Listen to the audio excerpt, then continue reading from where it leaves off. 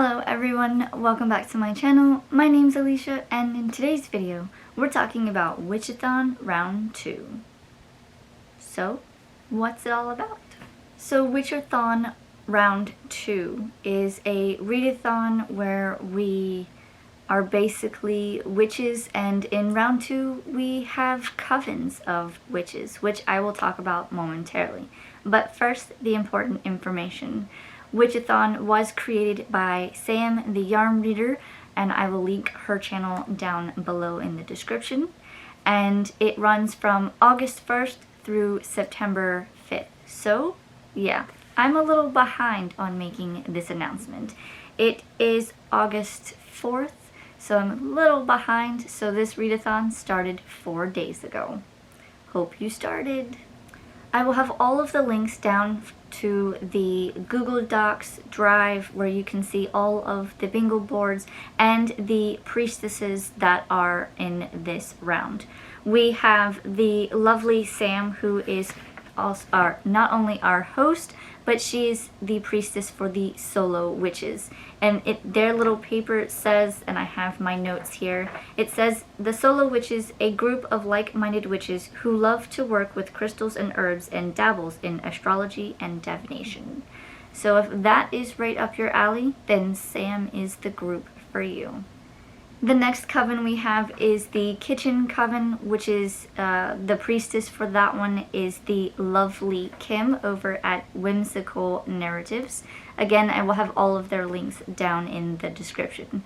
For the Kitchen Coven, it says, for the witches who lives in their kitchens, baking and cooking up a storm. They work a lot with herbs and the element in their craft to create their own safe space. And I bet they create some delicious treats. For the next coven is the Cosmic Coven, and that is hosted by the lovely Morgan from Morgan's Bookshelves. And this one is for, it says, these witches tend to have their heads in the sky, but they are pretty versed in divination, and they do a lot of work with the energy of the planets. So if you think that one's right up your alley, then head on over to Morgan. The next coven, and I believe this is the fourth coven, there's 6 altogether, so I believe this is the fourth, is the Hedge Coven, and that is for Hope. It's Hope's books. I will leave her channel down below, but it says, these witches love to play with an Ouija board just to connect with the spirit world. They want to go to the other world and learn as much as they can. They are pros at divination, especially scrying.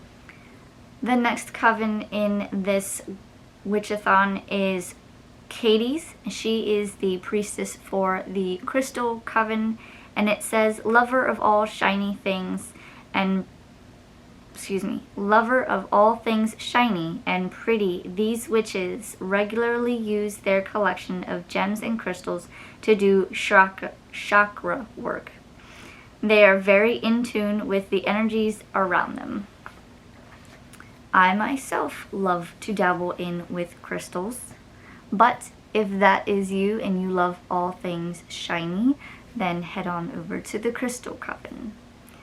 Last but not least, it's my coven. I'm the priestess for the Traditional Coven, and so we are the witches that are coming from a line of witches in their family where they get a lot of their practices from. So they call on their ancestors when they need their guidance, and also are skilled in herbalism since most of their spell work involves herbs. It is true, I do call upon not only herbs that I use, and I also use crystals as well, but mostly herbs. So if you join my coven, you'll see there is the bingo board. I will quickly kind of go over it. For the first 5 spaces, you have classics. You know what a classic is. It could be The Grapes of Wrath. It could be Dr. Jekyll and Mr. Hyde, The Scarlet Letter, The Secret Garden. If it's a classic, Pride and Prejudice, you get the gist.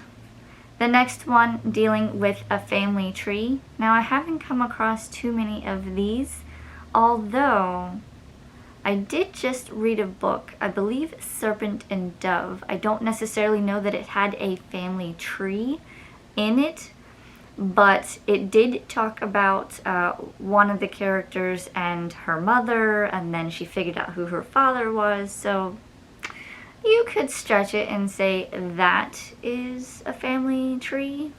So that was Serpent and Dove by Shelby Maheron. The next block, the third block from the left on the top row, is Set in Nature. This could be anything, whether it's the fae in the forest or mermaids in the ocean, that kind of thing. Next is there's plants on the cover. Again, this could be, I believe there is one, let's see, do I have one right behind me? No, I don't. Actually, this one might.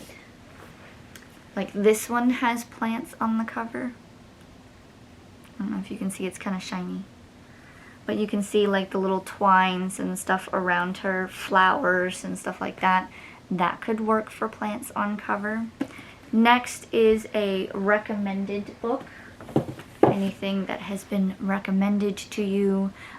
We do have a Discord for the Witch-A-Thon round, so I believe, I'll have to double check, but I'll leave the links again in the description. I believe there is a recommendation section on there. Moving to the next line, it's Gods and Goddesses. We all know what that means. Could be Percy Jackson, that has Gods and Goddesses.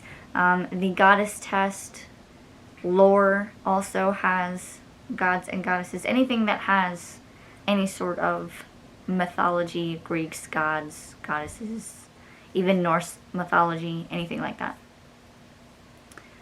Next box is a brown book. Obviously any book that has the color brown on it.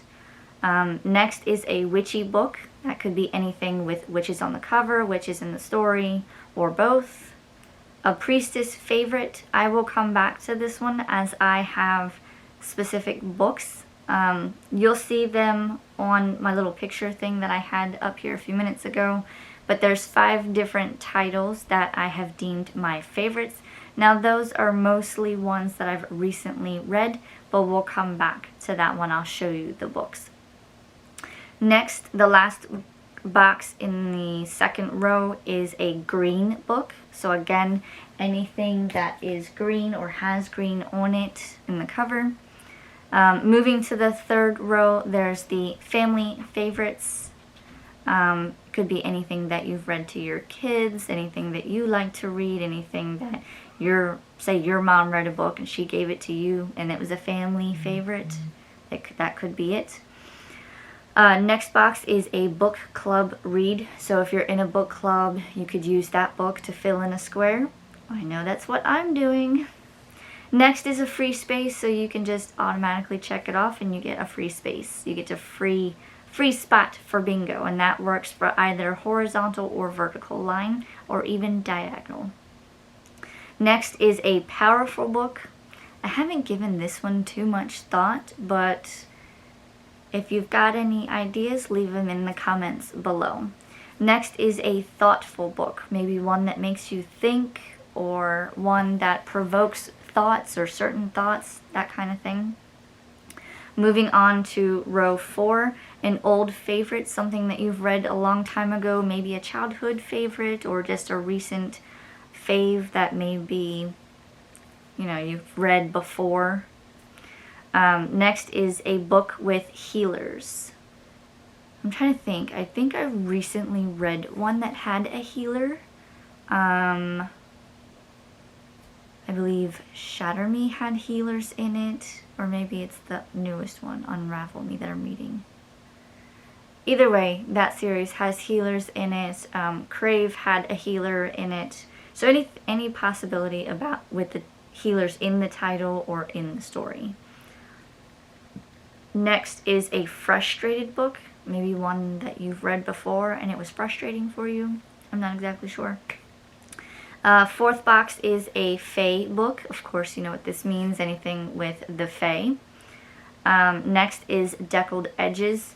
If you don't know what Deckled Edges are, it's these, they're not all same cut. Some of them are longer than others. It just looks like it hasn't been like straightly cut.